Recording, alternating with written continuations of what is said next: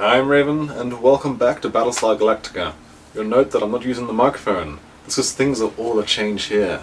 I've invested, finally, after a long time, in a brand new piece of hardware that'll allow me to do things like this.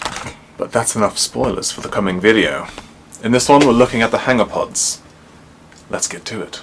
Due to the new setup, I don't have any position for my microphone to be in, so I'm going to have to narrate over this one. I'm going to start by gluing the bottom parts of the hangar bay onto their respective pieces of plastic, a process I think requires little explanation other than putting glue on one bit, and then putting the other bit on the other bit, and then the glue makes the two bits stick together. Yes, this is how glue works. Good job, Raven. Good job.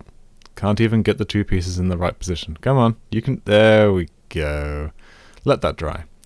Then, only two of the hangar arms actually need to have wires through them, so I'm going to fully assemble two of the hangar arms. That's one on each side, not two on the same side. That would be unfortunate. And just make sure you get a nice bead of glue all the way down, all the way along.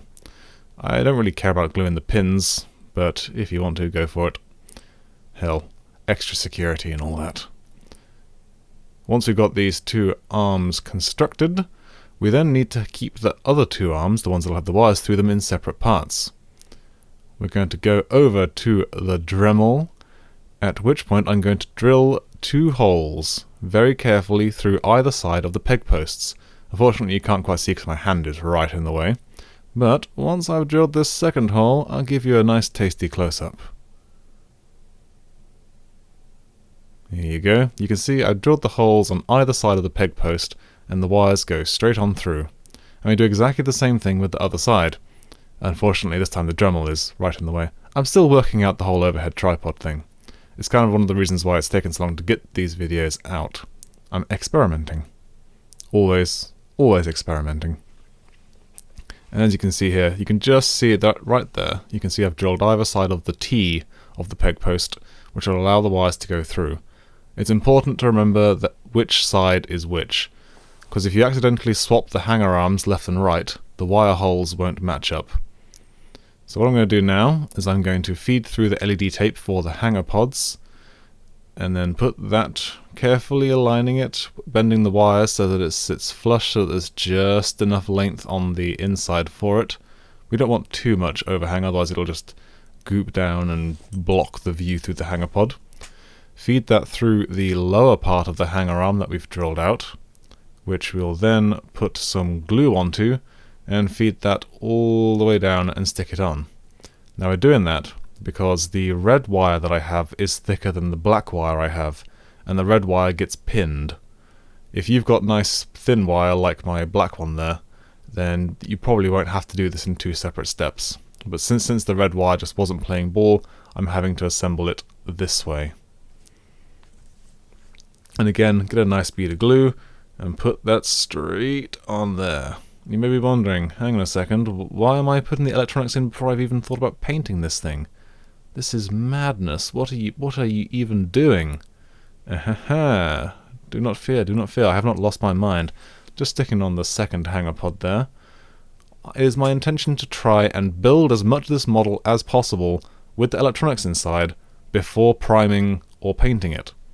And here we have the other hangar pod, which I've put into a nice one-shot, one-look, one-time-lapse view for you, so you can see the whole thing. And it really is just a case of threading it on, putting in some glue, sticking it down, thread it in, put some glue, stick it down, hold it down. Very, very simple process, much simpler than the nacelles on Voyager. There's no need for any diffusion or anything like that. And here we go, the complete two pieces.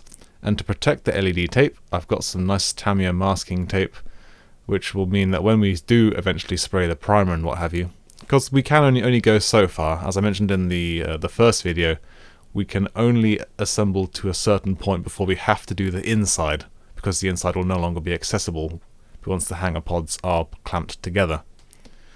So once we have finished doing all the painting and stuff, we can take that tape off. And there we go. That is our job for today. I still have my fair share of kinks to work out with the new overhead tripod thing. For example, the lighting stand that I made just doesn't work with it. so I need to change that into 2 separate side poles, but that's not your concern. Next up, we're going to be looking at how much of this we can assemble before priming and blacking out the interior parts where there are lights, because the more we can put together before any paint is put down, the better the result is going to be. The complete opposite to what I was doing with Voyager. But until then, I'm Raven, and my face is really brightly lit. That is... what is happening?